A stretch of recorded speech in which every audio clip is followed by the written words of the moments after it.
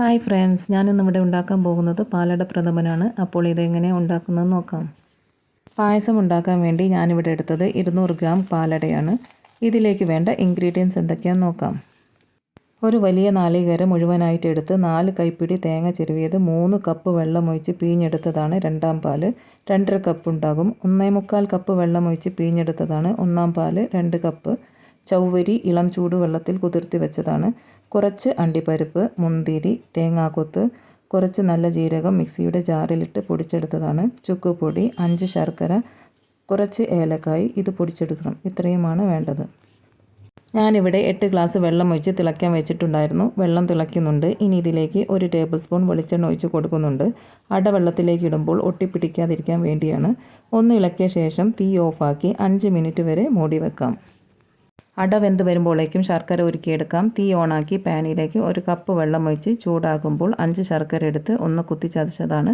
പെട്ടെന്നായി കിട്ടാൻ വേണ്ടി. ശർക്കര ഉരുകിയതായിട്ടുണ്ട്. ചൂടാറിയ ശേഷം അരിച്ചെടുത്ത് മാറ്റി വെക്കാം. അട വേകുവാൻ വേണ്ടി 5 മിനിറ്റ് അടച്ച് വെച്ചിട്ടുണ്ടായിരുന്നു. ഇനി തുറന്ന് എല്ലാം ഒന്ന് ഇളക്കിയെടുത്ത ശേഷം കുറച്ചെടുത്ത് നോക്കിയപ്പോൾ വെന്തിട്ടുണ്ട്. ഇനി ഇതെല്ലാം വെള്ളം വാർത്തെടുക്കാനുള്ള കൊട്ടയിലേക്കിട്ട് നോർമൽ വെള്ളത്തിൽ പശർമ പോകുന്നത് വരെ കഴുകിയെടുത്ത് വെള്ളം വാർക്കാൻ വെക്കാം.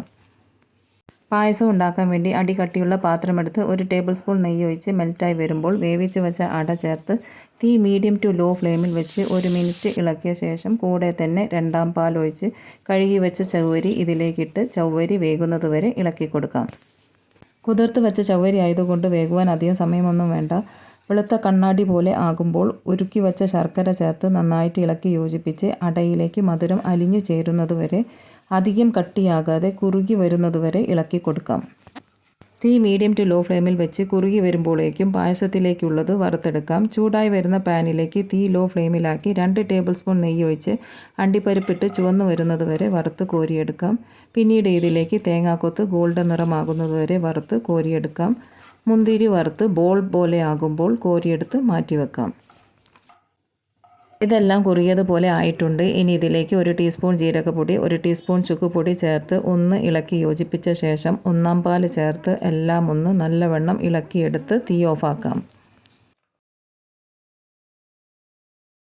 ഈ ചൂടിൽ തന്നെ വറുത്ത് വെച്ചതെല്ലാം ഇട്ട് ഏലക്ക പൊടിച്ചത്, 1/2 ടീസ്പൂൺ ചുക്കുപൊടി കൂടി ചേർത്ത് എല്ലാം ഒന്ന് ഇളക്കി യോജിപ്പിച്ച ശേഷം എടുക്കാവുന്നതാണ്.